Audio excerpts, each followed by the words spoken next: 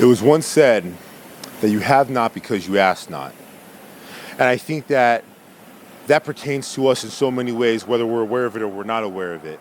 You see, it's not the fact that we don't necessarily ask for specific things. We know what it is we want, but instead we direct our focus into things that we don't want. And what ends up happening is that we devote and divulge energy into something that is not going to be constructive or proactive or even productive. And why is that? It's because we don't mind our garden. When we talk about our garden, we're really talking about a mindset. We're really talking about the lifestyle that we choose to live each and every day and the decisions that we make that end up ultimately making the circumstances of our reality. Now, the truth is this. When we go through our day-to-day circumstances, we don't necessarily know everything that's coming into the unconscious or the subconscious.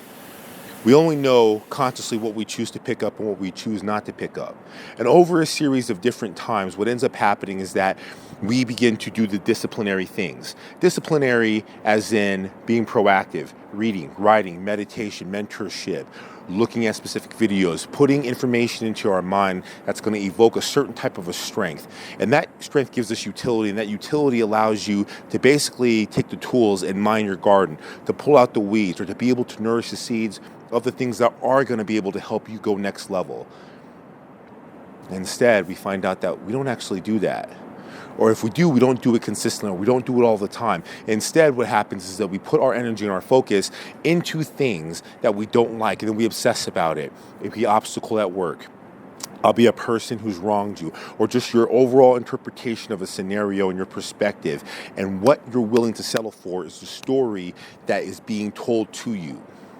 Instead of making the mindful decision about exactly what it is you want, you choose to continue to pursue down that path. And eventually what ends up happening is that becomes habitual, right? It becomes a habituated way of thinking. It becomes a habitual way of feeling. And over time, that personality characteristic manifests as a current reality. And before you know it, you're waking up day in, day out, going through the motions in life and realizing that it's one, not exactly what you wanted, and two, not only is change happening, but change is happening for the worse. You're beginning to be more dissatisfied. You're beginning to look at all the injustices of your world and begin to see the world as this platform that is not unifying, that is not accepting. And why does that happen? Well, I can honestly sit here and tell you, because it's not that you're weeding your garden. You see, when you mine and you weed your garden, you're able to go out and find the things that are going to be constructively critical but proactive, and it's going to help you. And regardless of the fact that it hurts now in the short term, it is going to be the very catalyst, the very tool, the very thing that you need to hear that's going to allow you to level up. And instead of taking that in a constructively critical way and being offended, you're going to be able to actualize that and put that into play, because now you have valuable information. That information and execution becomes wisdom, and that's where the transformation comes. But we don't do that, because what happens are we let these things filter into our unconscious mind each and every day.